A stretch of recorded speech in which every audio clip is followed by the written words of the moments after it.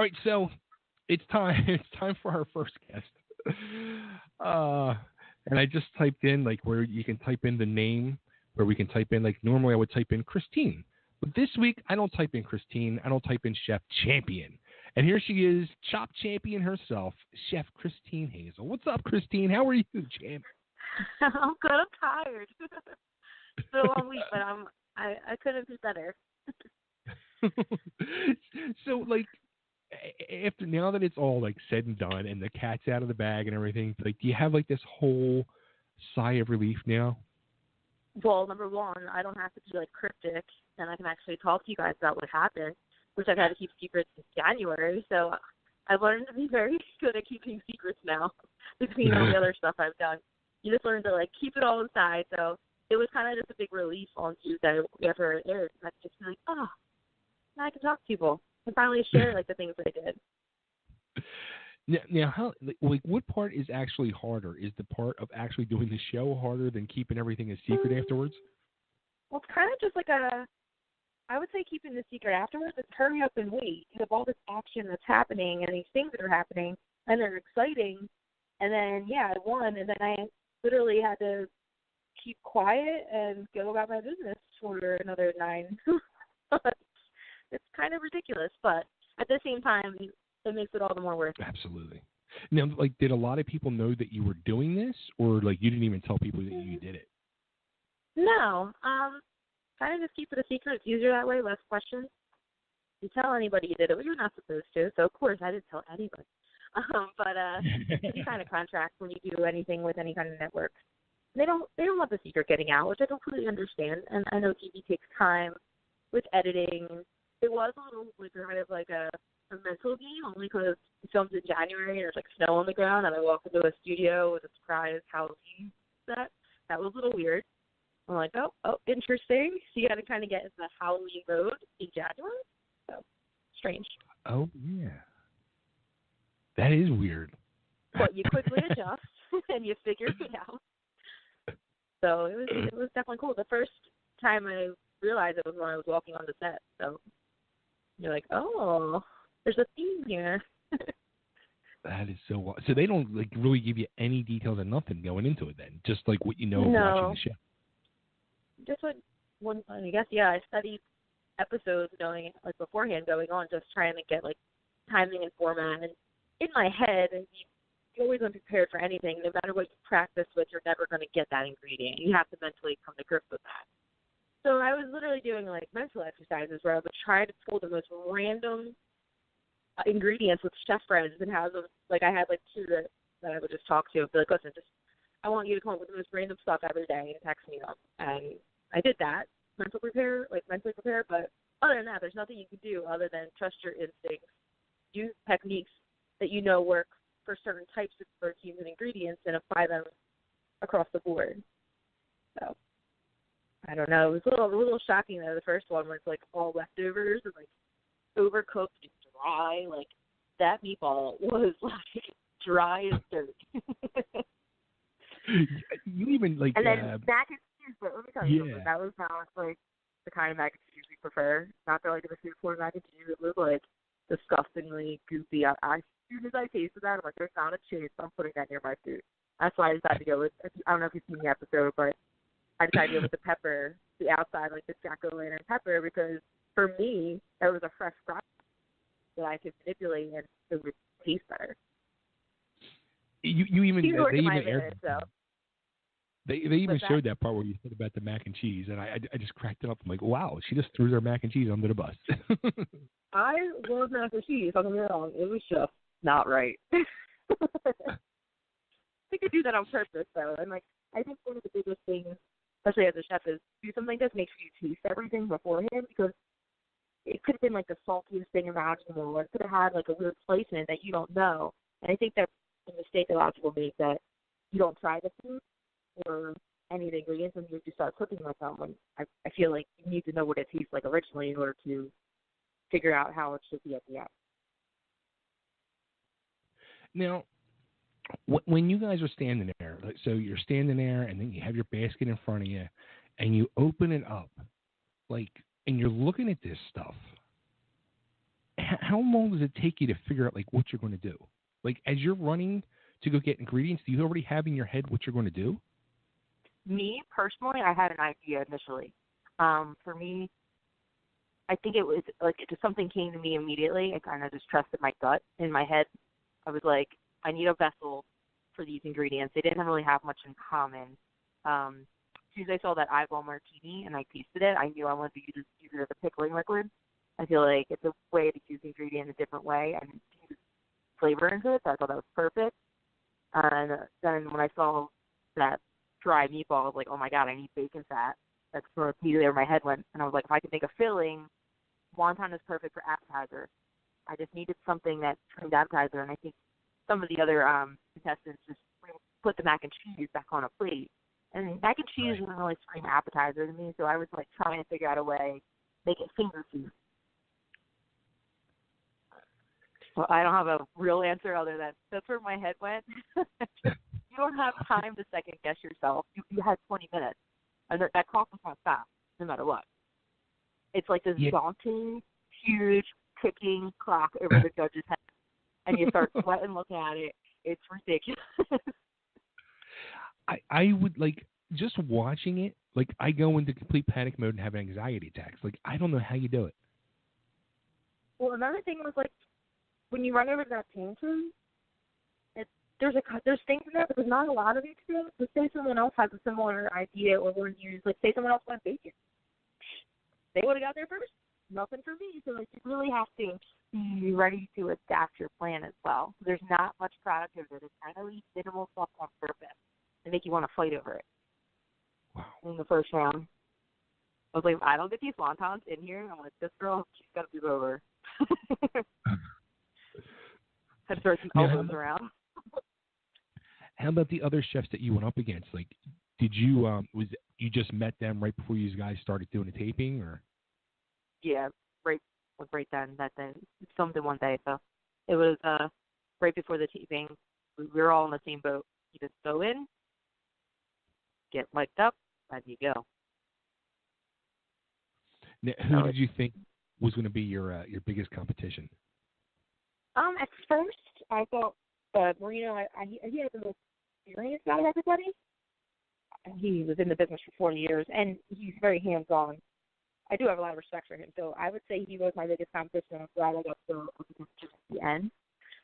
But initially, you try to like read people when you first see them, and I thought that Samantha just looked tough. Like if she had that face, I started laughing because for me, I guess it's a little bit deceiving.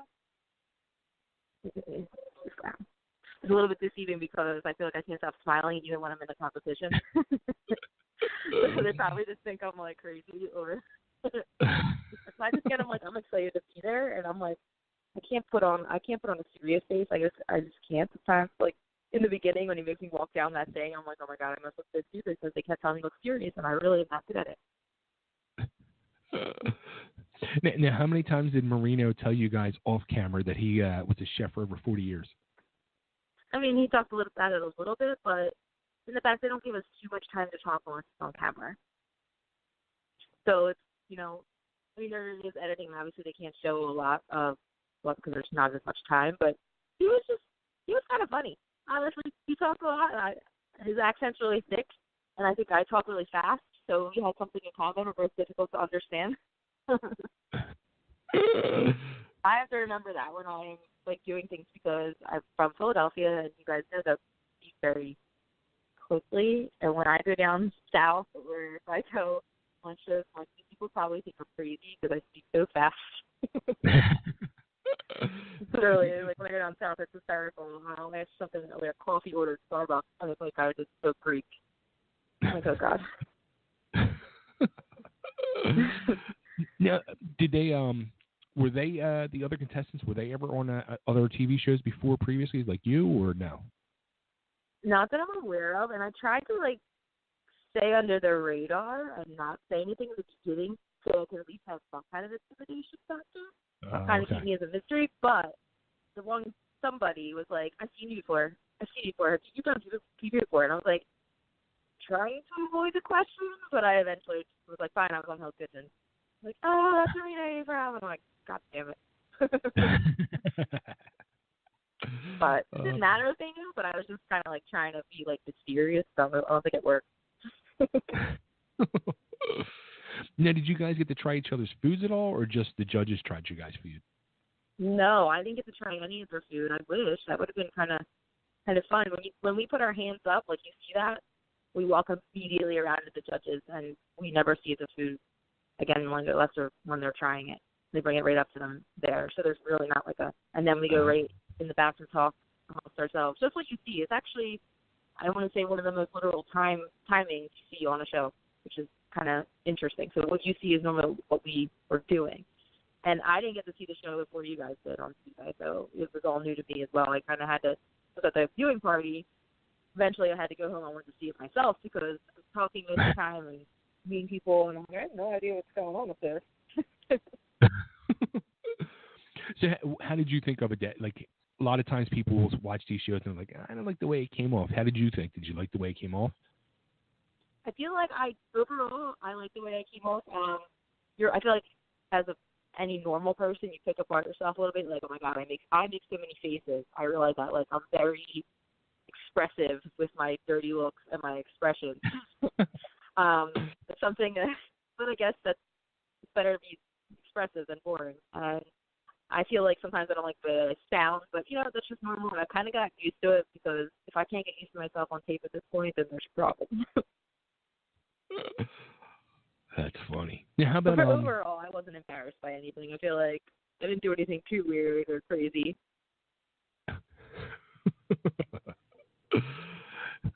Does it matter though? At the end of the game, you're the champ, so that's all that matters. I guess so. And this is my career though, so I always want to win. At the same time, you want to play fair. You want to come off as genuine, and you want to. You want to represent your craft. So I feel like that's really important, especially as someone, like I said, on the show that I look up to on the show because I love that she has a complete brand, and that's where the direction I'm heading in.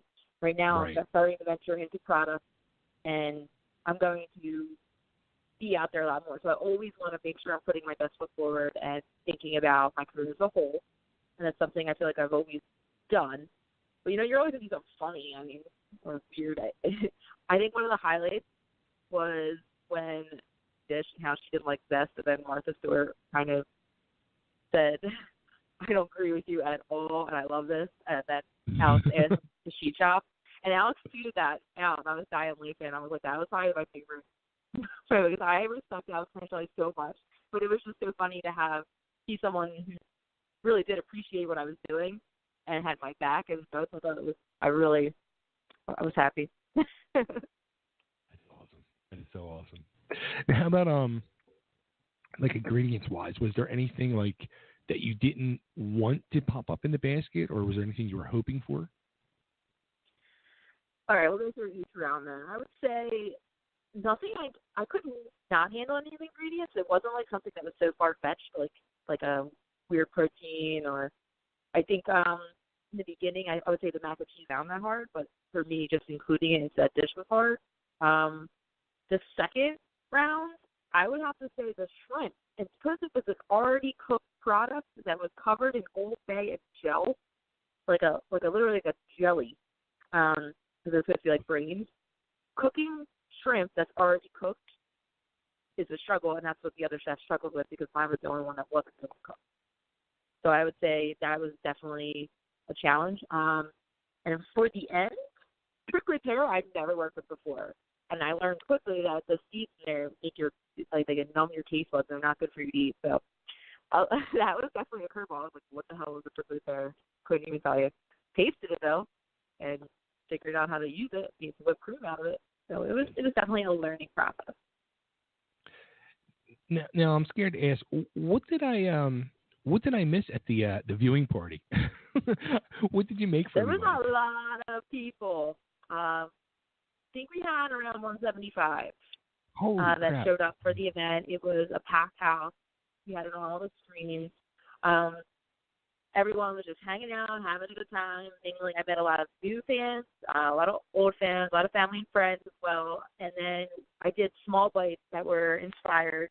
So I did wontons like I did on the show, but I added a little cream cheese into them, just like Jeffrey suggested, some kind of like a little bit of a binder to keep some moisture, and they were a really big hit. I did a lemongrass and ginger chilled shrimp cocktail with a curry cocktail sauce, which was a hit, and then I did loaded little homemade house tater tots to represent the gingerbread cupcakes at the end, so everyone can have like a little taste, like it's what inspired the dishes on the show. So everyone got to enjoy some small bites now, and then it's just been craziness. But I'm just my social media is blowing up a little bit though. That's awesome. That is awesome. Congratulations, champion. It's a beautiful thing. It's nice. It's nice to put on the resume. I mean, I think Absolutely. it's lame, but it makes me wonder, what's going to come next. And with each thing that I do, I need to, out there with the next one. So I have to figure out a plan with a lot of stuff coming up, and I'm really, really excited about it. So I'm going to stay tuned and stay on my social media. And now, how about is there any any other TV shows that you're eyeing up possibly, or? I mean, I've definitely done some interviews with some other things. I just can't talk about them as of right now. And I'm just looking for new formats, new ways to show my craft on television and off television. I mean, I definitely want to get out there and meet people. I think that's the most important. And going to festivals, I think, is the best way to do that. It's usually represent a brand of some sort and go and do a recipe so people at home on social media can see what I'm doing, and then actually talking with people. And that, I think that is the most fun I get to have, is meeting new people and getting them to share my love of food. That's awesome. And how about when you're doing like this, when you did Chop, afterwards, does somebody like a Martha Stewart or some I'm not familiar with the other two chefs, but do they say something to you like, hey, let me get your contact information in case I can use you somewhere down the line? Or I'm not gonna lie, when I got done, Martha answered my Instagram handle. So I'm not sure if that's something that she had her phone. So I don't know. I'm not lying. I'm really excited about it, because when I told her what I do with pop-up dining and my work with the United Red, like that, so she asked for my Instagram handle, which is Chef Christine Hazel, so easy enough to find. So we shall see. I don't know if that's something that would happen in the future, but one can only hope. That's awesome. So, all right, I know you have a bunch of stuff on the calendar. So, what's next for you? All right, so next up in Philadelphia, you might be seeing me on some different press outlets for the next week or so. I definitely have been in some articles and things like that, and there'll be more to come. In addition to that, I will be doing Taste of Philadelphia, October 19th to 21st. You might see me before that, but just have some things in the works that'll be announced all on social media soon. Then I'll be headed to Detroit for To Hell and Back, which is a pop-up that I'm doing, a collaboration with a bunch of other health kitchen chefs out there. It's going to be an amazing time. I love Detroit. Such a great food city. Then I'm heading to Virginia at Radnor University to do a Halloween health kitchen theme event with some other chefs. Then there's a couple of events coming up, but they're going to be all pop-up style. But we're looking at November 3rd for Philadelphia at Moonshine it's right in South Philly. That'll be a local pop-up, which is a great spot if you haven't been there. And I did an event there last year, and we cannot wait to go back. I'm going to do a full-out menu, and we're going to have a great time. You better read this one. I can serve you something new. Stuff with fast ads. Do you have the date for that one yet? November 3rd we're looking at right now. It's just been such a whirlwind of things going on. But that's the date. I'm pretty sure, 99% sure. But that'll be up with the confirmation, with a link for tickets and everything. Cool. Very cool. Nice. Well, I hope to be there. I better be there. It's been too long. Yeah, it's been a few years. I haven't seen you in a while. I know. It's what, 3 years, 4 years? It's been a while, I know. So I've been on the road too. So it's definitely time. I love doing Philly events. I'm more excited that I get to do more here now. So it's gonna be a good time. I might even just try to pop up at that Taste of Philly thing too. That sounds like a fun time. You too. should. I have a discount though. If you go to Taste of Philly, use my discount. It's Hazel Taste, and I have that on my Instagram and my Facebook. You get $20 off general admission, so it's worth it. Cool. Definitely. Very, very cool. And where should we tell everybody what's your Instagram and everything else so we can make sure everybody's out there following you? My Instagram is Chef Christine Hazel. So is my Facebook at Chef Christine Hazel. And then on Twitter, it's Christine Hazel 10. There you go. Someone stole my name a long time ago, apparently. So I had to sit someone on Twitter. Oh, that's funny. So congratulations again, Christine. You did it. Champion. And Thank you. I appreciate it. I'm sorry to keep secrets from me last week. I'm sure there's many crowns in your future, too. Oh, thank you, guys. Always a pleasure, and I will talk to you soon. Absolutely. Take care. Bye-bye. Bye. All right, there she goes. The champion, Chop champion herself, Chef Christine Hazel. Check her out. She's going to be all over the place. Philly, Detroit, Virginia. Look her up on Instagram, Facebook, Twitter. Chef Christine Hazel or Christine H. Just look at Christine Hazel. You'll find her. Chef Christine Hazel.